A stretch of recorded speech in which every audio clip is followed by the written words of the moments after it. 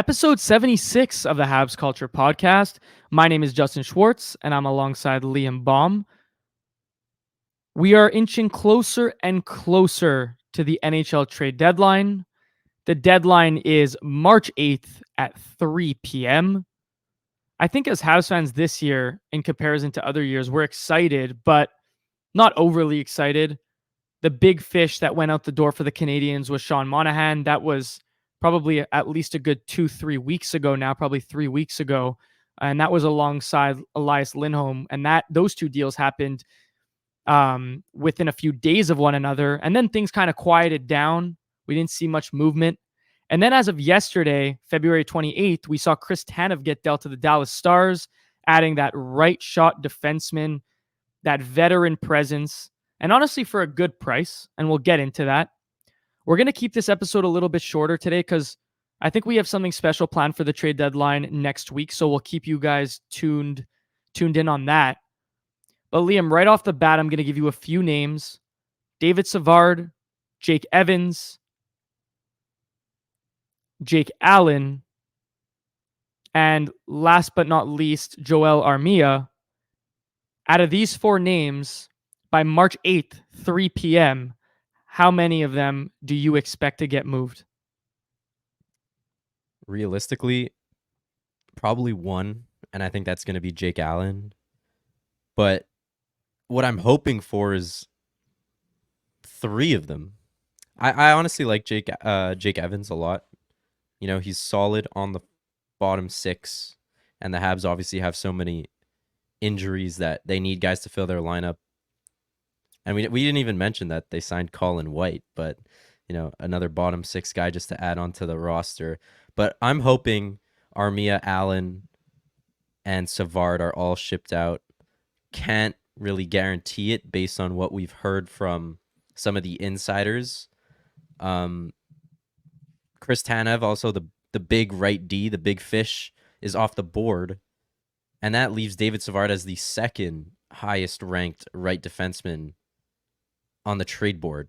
So, you know, like the Lindholm deal, Sean Monahan instantly became the next big guy up and was moved relatively quickly. So we'll see what the offers are or how Kent Hughes responds to, you know, some of the offers that are coming towards him. And we'll see if Savard is able to fetch a good enough offer that he's moved. And personally, I think what's smart for the Canadians, knowing that Savard wants to continue playing for the Canadians, is they should deal Savard and then sign him back when his contract expires the season after. So Savard gets a chance to win the cup, and then you bring Savard back as that vet presence, and he's able to finish his career with the Canadians. Yeah, I don't mind that. Yeah.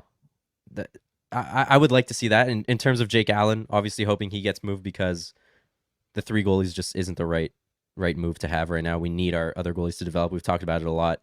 And then Joel Armia, starting in the minors this season, has been pretty good, honestly. He's playing a solid role in the bottom six. He has 10 goals on the season, and I think he'd be pretty solid on any contending team's bottom six. So those are the three guys I'd like to see out. Hopefully we keep Jake Evans, in my opinion, unless a crazy offer comes in. Your thoughts? Yeah, I think I'm in agreement there. I think for the right price, all four of them could get moved, to be completely honest with you. Evans is probably the guy on out of those four that I would prefer to keep. But nonetheless, right, if you're throwing him into a deal to get something greater in return, then why not? The one out of the four, you know, you kind of mentioned, well, Jake Allen's the guy that you think will be the most likely out the door. To me, I think it's going to be David Savard. I think you're looking at a 33-year-old right shot D-man. He's currently has a cap hit of $3.5 million, like you said, for this year and the year after that. Look, I think you got to play the game here, or Ken Hughes has got to play the game where, well, you see Tanev off the board, you see the price that he went for, and let's be completely honest. I think if you're a Calgary Flames fan, you're not really too excited about that return. It wasn't anything out of the ordinary. But I think Ken Hughes needs to jump on the opportunity to ship out Savard. I think that's a cap hit that, of course, it's not it's not too high, not too low. It kind of meets right in the middle for where the cap is at this point in time in the 2023-2024 season.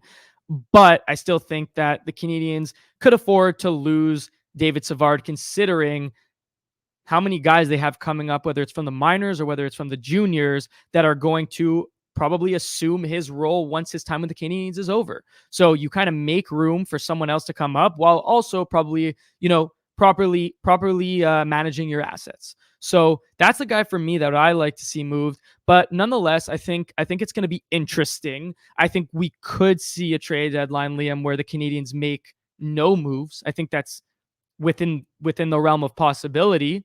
Yeah, for sure. Is it ideal? Probably not, because I think you got to pull the trigger on some guys. But you know what? The guy also, Liam, and you mentioned it before, Joel Armia, right? We're talking about a guy that for the last few games now, kind of up and down, but has been consistently playing a little bit with Joshua and Alex Newhook, has looked pretty solid. Like you mentioned, 10 goals on the season. I think he's probably the guy, I won't say that will fetch the most, but that could contribute the most to a playoff contending team in that bottom six. What do you think? Yeah, I'd say he'd probably contribute the most in terms of the role he's given. Obviously, he's not, the type of player a top six guy would be, but you need these guys on a playoff team to contribute and play their role. He plays that, that power forward role that's tough to come by in the NHL. And I'm sure he'd be very good on any contending team that needs a guy like that. It just boosts your team morale and just overall chemistry when you have a guy like that putting his body on the line every night, blocking shots, making hits. He's not necessarily scoring goals, but he'll get those bottom six goals. If we go back to 2021 when the Habs were in the finals and made that beautiful run, he contributed exactly how he should have, put up a minimal amount of points, but at the same time, you play your role. That's all you got to do to be successful. 100%. And you look at his role in the PK too. I don't know if you mentioned at the top there, but it's just, that's been incredible. And even look at last game when the Habs were playing against Arizona. And, at this point in the season, you don't really want the Canadiens to be winning too many games. And I mean, Sam Montembeault seems to be the complete opposite of a tank commander at this point in time. But you look at the way that St. Louis used Joel Armia in those last few minutes. He believed in him to ice the game. And the Canadiens haven't been up in many games at home and needed to close out the game. So to see Joel Armia out there with Nick Suzuki was, I guess showed St. Louis' confidence in Joel Armia, and shows that other teams and other management teams could put their trust in Joel Armia in a similar position. Is there anything you wanted to add there? No. You covered it all. Just last thing to cover about the Habs. They were on a 5-game losing streak, broke it with that win against Arizona. Obviously not too great for the tank, but always want the Habs to win, build the culture up, keep the morales high, I guess. Hey, you got to win a game here and there, right? You still got players are going out there every game to compete and win. So, you can't be like Arizona, right? You can't be on a 13-game losing streak. I mean, obviously stuff like that happens, but it's very demoralizing. Speaking about, younger prospects, younger players, we're going to go down the trade bait board, see where we think guys will end up. But before we do that, Liam, there's just one thing I want to address. Firstly, I want to make sure you guys have access to, TikTok and Twitter, and make sure that you guys go check out our mock trades and the things that we do there, because it's a lot of fun. We get a lot of heat for some of the mock trades that we cook up, but nonetheless, it's a lot of fun to hear your guys' opinions. Some people love them. I think it's really, TikTok, Twitter, it's really a love-hate type of thing with the content we put out, but it's still fun to hear your guys' opinions. But the one opinion that I can't fathom, Liam, is the ideology amongst a lot of fans that the Canadiens need to keep these first-round picks, need to keep these second-round picks, need to keep their picks in general. And I don't know if it's just me and you, and I'm not saying that we're necessarily right or wrong, but it's weird to me, considering if you look at this core of the Canadiens team, forward and defense alike, but more forwards, you look at Nick Suzuki, Kirby Dach, Cole Caulfield, Slavkovsky, Newhook, Joshua. Now, the common ground amongst these guys is that they're all young. But I think we can all agree, or not, it's not an agree thing. It's an objective statement. All these guys are within well, except for Slavkovsky, within 20 to 23/24 years old. So that's the range that you kind of want to be bringing these guys in. Now, my question to you is, Liam, if the Canadians go out and move that 2025 first round pick that they have, whether it's theirs or whether it's Calgary's, that's their pick not only in this upcoming draft, but the one after that. And the player that they draft is going to be 18 years old. Then you're going to have some of these guys that are 24, 25, 26. You're going to be getting to that point where you're going to want to compete. So I don't understand this common notion amongst fans where it's like, we need to keep these picks. We need to keep them. We need to draft these young players. Because for one, there's no guarantee on these players. And for two, it's not really in our window. I think that window for where you want to draft guys, especially out of the first round, is kind of closing. I know it might sound dumb, but the player that you draft this year is going to be 18. And once he develops to full maturity, you're looking at he's going to be 23, 24 years old. So why not go out and get an Hs? Why not go out and get a Buchnevich? Why not go out and get a Holtz? And I know you kind of agree with me, but is there anything you want to add there? Yeah, it's not like Suzuki and Caulfield are 20 years old. It's not like we have a Bedard who's 18 and that's our core. Like, we're already in this phase where in 3-4 years we got to be in the playoffs. We got to be contending. So if we're using these first round picks, and not to mention, they're probably the Winnipeg and Calgary one are both going to be relatively late / 3/4 of the way through the first round. So you're going to wait 4 years for these guys to fully develop and make it into your lineup. Then Suzuki's 28 years old and all of a sudden, oh, now we're going to start winning.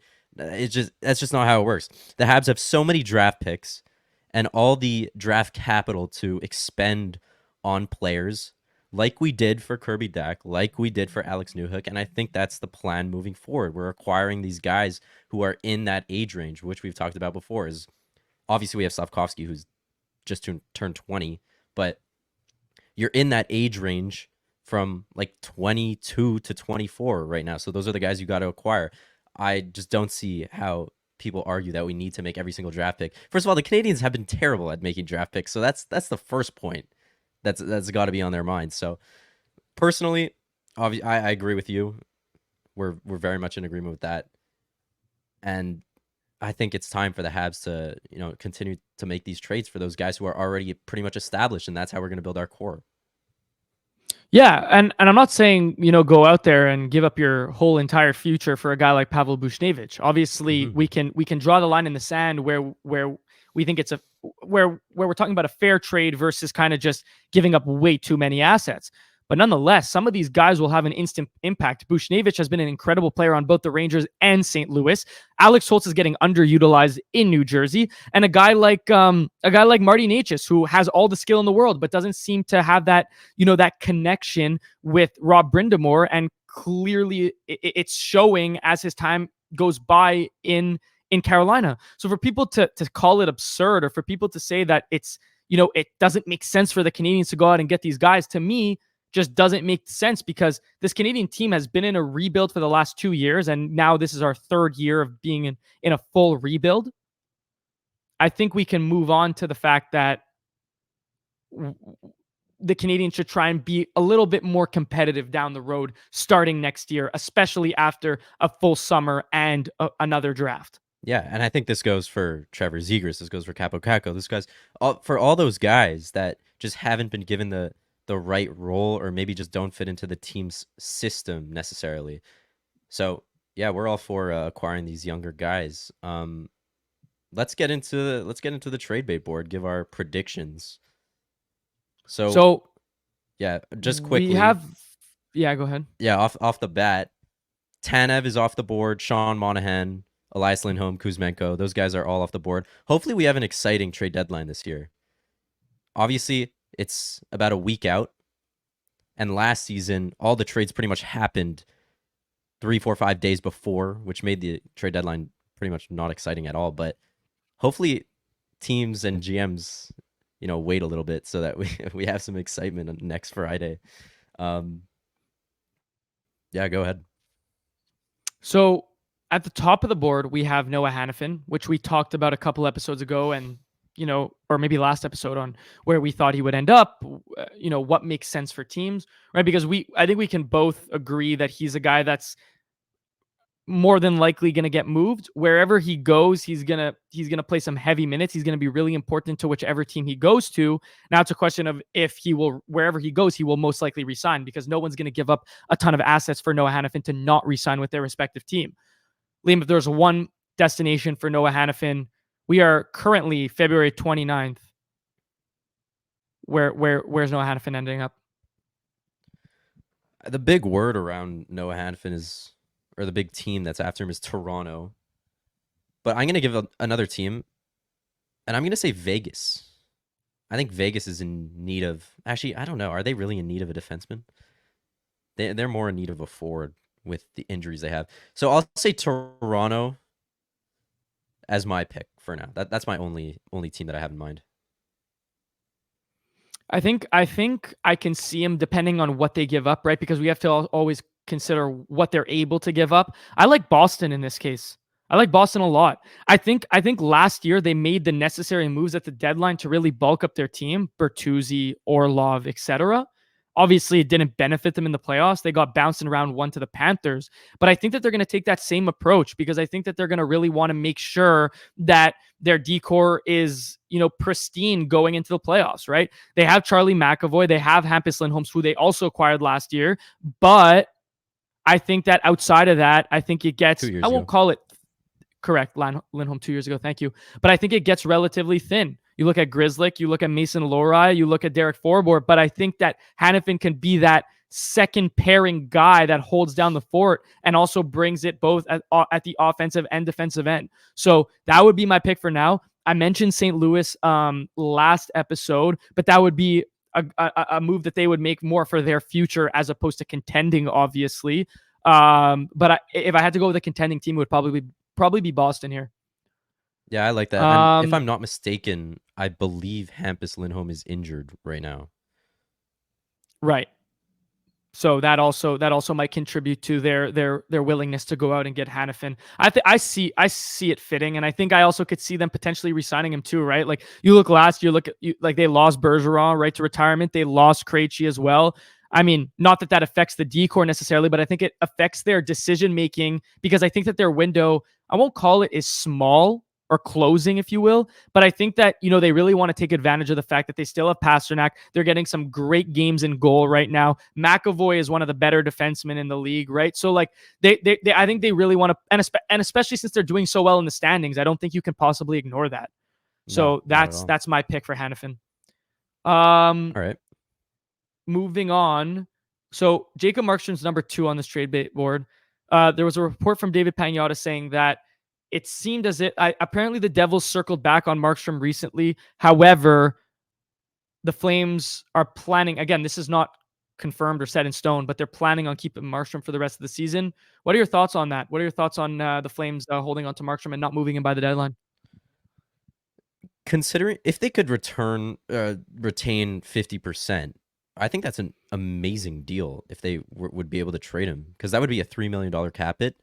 And I think this year more than ever, there's a lot of playoff teams who are in need of a number 1 goalie, whether that be New Jersey, Carolina, LA.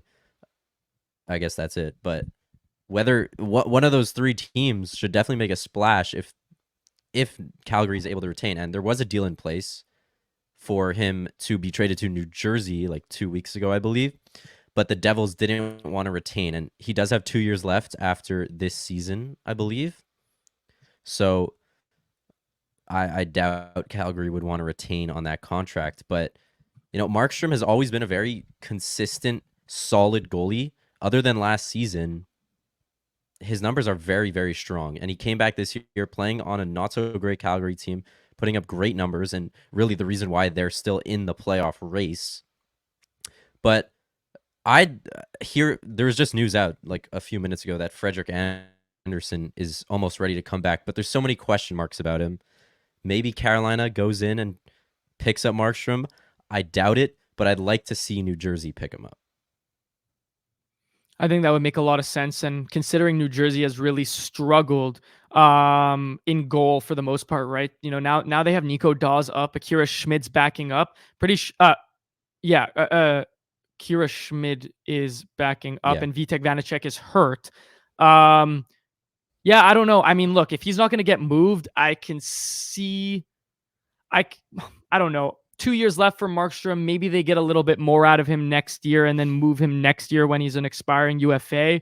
But I don't know what, if there's a demand for him now, I don't see why they wouldn't move him. I think Yeah, if you really want to make a statement, Liam, I think you can't argue like New Jersey 100%, but I don't think you can argue with the fact with the idea of LA going out and acquiring Jacob Markstrom. I mean, for sure. that team on paper can compete, in my opinion, with pretty much any team in this league, but they suffer in goal.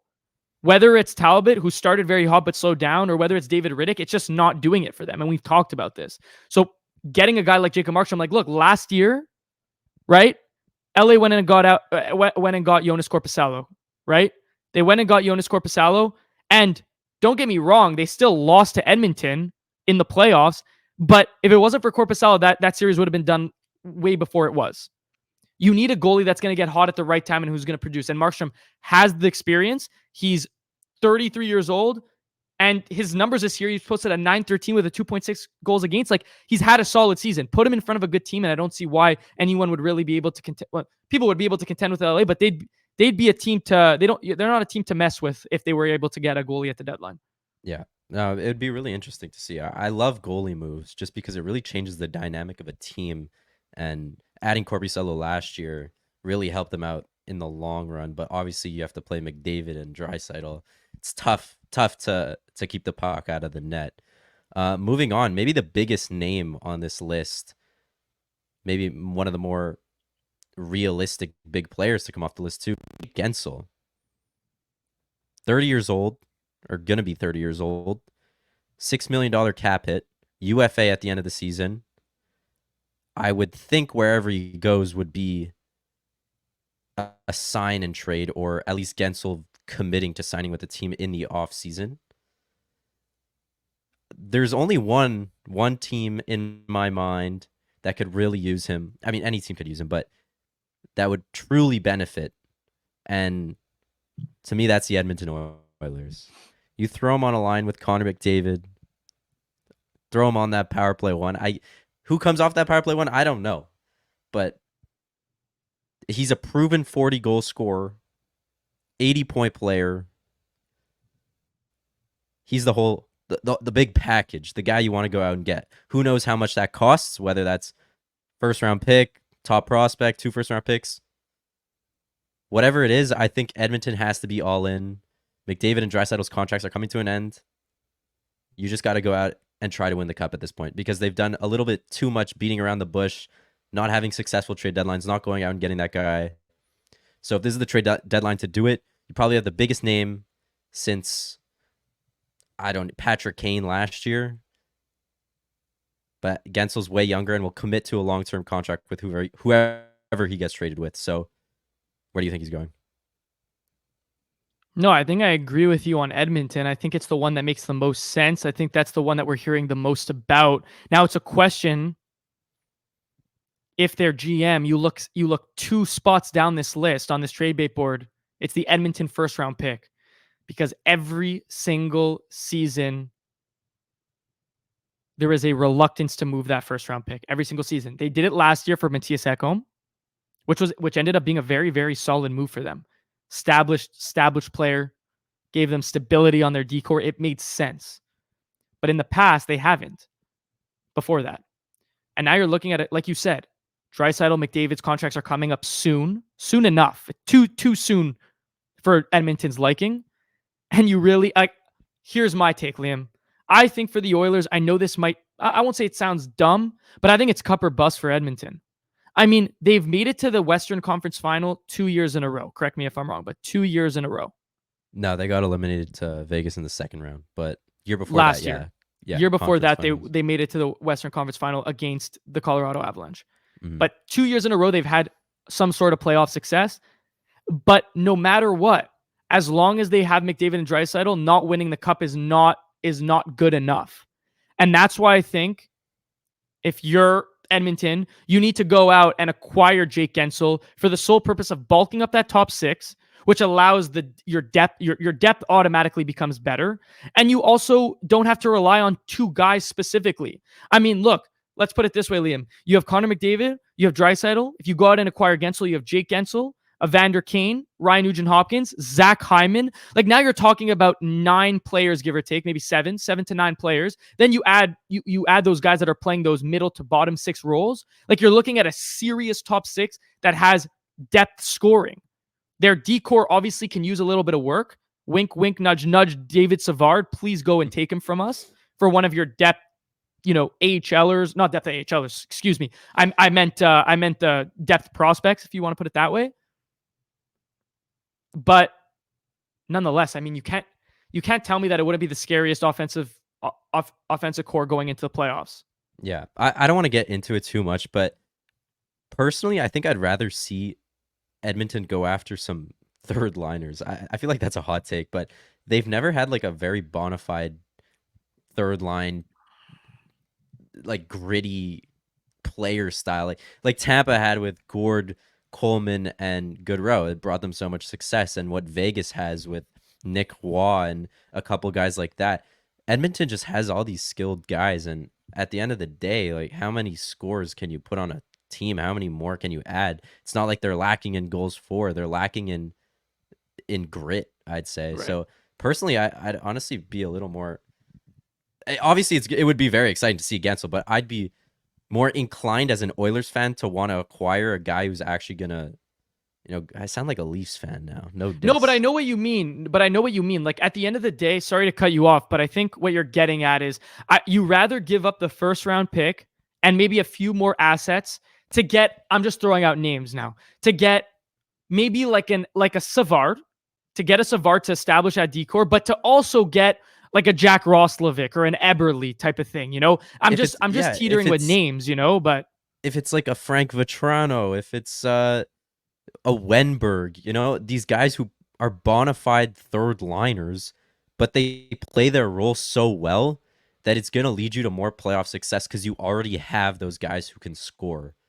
It's not like they're lacking goals. So I think they need to go. If that first round pick is being dealt for, I think Vetrano would fetch a first round pick back at this point, but I think that's perfectly worth it to get an established third line and maybe add another defenseman to that. Liam, I'm just going to take a second here to shout out our sponsors at DraftKings. No hockey games move fast, but with DraftKings Sportsbook, an official sports betting partner of the NHL, you can score faster than anything happening on the ice. This week, new customers can bet $5 and get $200 instantly in bonus bets. Download the DraftKings Sportsbook app with code THPN. New customers bet just $5 on the NHL and get $200 instantly in bonus bets. Only on DraftKings Sportsbook with code THPN. The crown is yours. Okay, so now we have 3 of the bigger fish out of the way, and then it kind of drops off significantly. We mentioned that Edmonton first round pick. Quick question, circling back on Hanafin because I saw it here. Tampa Bay first rounder. Do you think that there's a look? I get this is probably one of the first years in a long time that Tampa is not a confirmed playoff team. Do you still think there's an avenue, considering that they lost Sergachev long term, that Tampa goes out and makes a splash move for a guy like Hanafin, or do you think it makes sense? Yeah, for sure. We forgot to mention this, but Hanafin did actually mention he had a desire to play in Tampa. So I think it's very realistic. And yeah, considering you just freed up $8.5 million from LTIR and Sergachev being placed on LTIR, they've got the cap space now, which usually there's a guy on LTIR. Maybe Sergachev comes back in the playoffs, but they do their little their swindling, if you want to call it. Yeah, that's the right word. But yeah, definitely an avenue for Hanafin to be on. One guy I want to mention is Adam Henrique. Very, very good season so far. Another guy who would probably slot into second line, third line center role like Sean Monahan does. I see him very, very likely going to Colorado, who desperately need a center for that second line, or Boston, who as well desperately need a center. And he's making $5.852 million. He's a UFA at the end of the season, a vet who's been in the playoffs, knows how to play his role, and at 50% retained, he'd be just above 2.5 million, 2.6 mil. Very underrated season from Adam Henrique. Like you mentioned, 36 points in 54 games. I mean, that's pretty impressive for a 34-year-old on an expiring contract. A few other names out there, Liam, before we wrap it up. Vladimir Tarasenko, Sean Walker, Alex Carrier, Bushnevich is on this list. We talked about him. Jake Allen, like we mentioned before. Eberle, Roslovic, Vetrano. Now, I know I'm ripping through them, but if there was one guy that... Yeah, go ahead. Yeah, I was gonna say, should we just like spit out? I'll spit out some names, some I guess higher tier names. How about we go back and forth? We'll go back and forth. Okay. All right. I'll start it off. Where do you think Scott Laughton's going? Scott Laughton, I could see that if Edmonton doesn't. I know I'm going long here, but if Edmonton doesn't take that route on Guentzel, I can see Edmonton pulling the trigger on Scott Laughton. I like it. I'll give you Vlad Tarasenko. Give me Vegas. They need to add a vet guy. Add him in the top 6. Scoring without Mark Stone. I like it. All right, let me scroll down the list here. I don't know if it's likely, but Jacob Chychrun. Jacob Chychrun, if he were to get moved, I don't even think it would necessarily be to a contender. Give me St. Louis. Give me St. Louis. Okay. Random, Louis. But give me St. Louis. Jack Roslovic. Oof. I don't know. He's bottom 6 guy. Hasn't really produced much. Give me.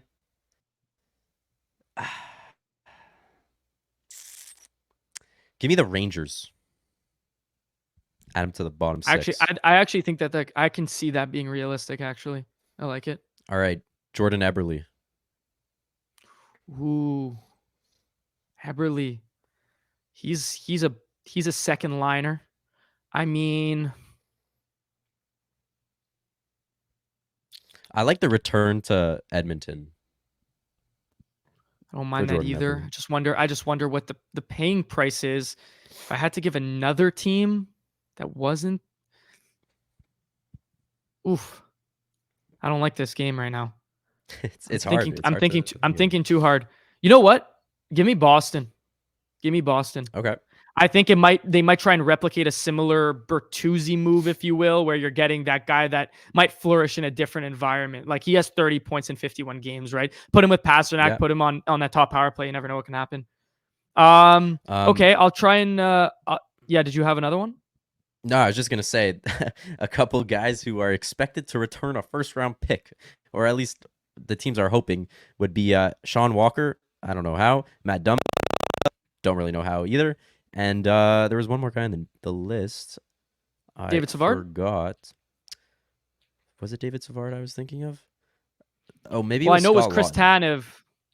I know Chris Tanev was expecting to return a first, and he didn't. So, one thing I just want to point out is that there's so much talk about teams wanting a first-round pick, and then they'll just settle for a second or third and a mid prospect. I never understand it. It's like I thought Tanev was going to get a way bigger haul. Right. Yeah. But wasn't the case. Great asset management by Dallas, and speaking of which, I think that they're going to do a lot of damage in the playoffs. I mean, their decor is set and ready to rock, and so is their forward core. So we'll see. I was going to give you another one right off the bat. Anthony Mantha, interesting name. Might not even necessarily be to a contender. Yeah, no, he's been playing really well, and considering Washington's probably not going to make the playoffs, who can even afford him? Like, can Minnesota pick him up? I don't know. I mean, expiring UFA. Yeah, that's true. Having a decent season. Give me the Panthers. I feel like if they added Mantha, he'd succeed in their system. I like that. I didn't think of that. I wonder. And we have a couple minutes here. I don't know if you wanted to talk about this quickly. The Panthers. I mean, they're a team that look like they went out and gave up a lot for Claude Giroux. Went out and gave up a lot for Ben Sherratt. This is 2 playoff series, 2 years ago in the playoffs. Did not work out in their favor. Last year, correct me if I'm wrong, I don't know any of the moves that they made. I don't think that they made any that were that I can think of. Yeah. I don't know if they got like a defense. I don't think they got anybody. No. So here's my question to you. I think that they're good with what they have. I think that they're okay to, like, I don't think that they should just go out and get a guy just to be part of, the trade frenzy. Just, you have a good Hmm. team. But No, if there was if one you're player on this list, yeah, go for it. Oh, if if there you're was one saying player on this list, who would you yeah.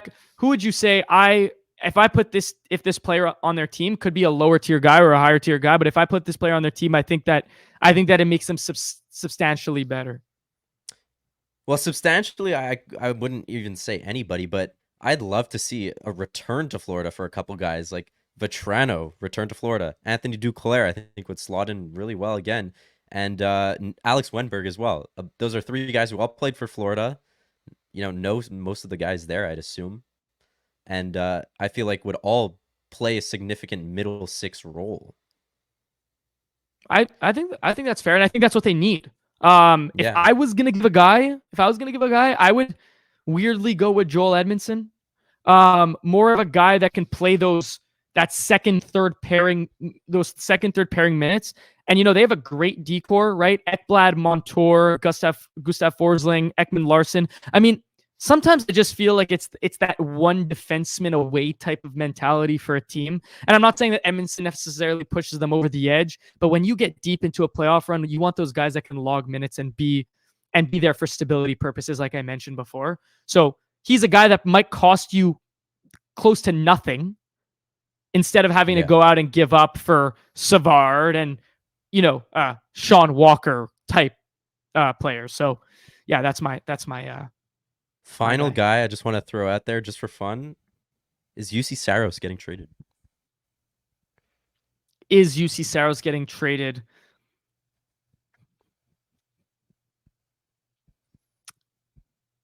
My answer is yes. I think 1 year that remaining, 5 mil. I'll tell you why. I think that if you get to the offseason and you have UC Saros on your team, it creates more problems than anything for the Nashville Predators. You have a guy that's going to want money. And I think we've come to the point, Liam, where in this league, in the NHL, we can all agree that it's not worth it to pay goalies. It's not. I mean, no, well, there's a fine line. There's a Yeah. certain amount that you'd be willing to spend. But if UC Saros is already, like you mentioned, at 5+, is he going to want 6+? Is he going to want 7+? Is he going to want 8+? And is that worth it for UC Saros when you have a guy in the system in Askarov, right? Like, I don't think you can validate keeping him for that much or re-signing him for that much. And once So again, I think, yeah, go ahead. I'm sure we both agree that it's either Carolina, New Jersey, or LA who would go after him. Yeah, and again, like my point stands. I think that LA would be the biggest benefactor of a goalie. I think despite the other teams having incredible teams all around, I think that LA has really proven that when they get good goalie play, they're really tough to beat. So I'm not saying Saros is going to go to LA, but if I think there was one team that should pursue Saros, it would be the LA Kings. All right. I think we covered most of the big names here. Obviously a lot of Habs on the board. As I'm sure it'll be a quiet one for the Habs like it was last year. I don't we made one move trading Dadonov for Gurionov, and he's no longer a part of the system, but hopefully it's exciting. Next week, we're also looking to go live for the first time in a long time and cover maybe the last hour or two of the trade deadline where it starts to heat up if there's a lot of guys still remaining. And I think that would be a lot of fun. So check in with that. Justin, any comments? Yeah, we'll be posting it on social media to, when and where. Probably on many platforms, including TikTok. So make sure to check it out. And again, make sure to check out all our social media content. We're having a lot of fun with that. But yeah, so a week today we'll probably be going live at at a little bit, maybe an hour and a half ago, 2 hours ago, we'll be live a week today. So make sure to check it out. We'll be posting on social media, and like we usually do, we really appreciate you guys tuning in. So thanks a lot, and we'll see you guys next week. Thanks, guys.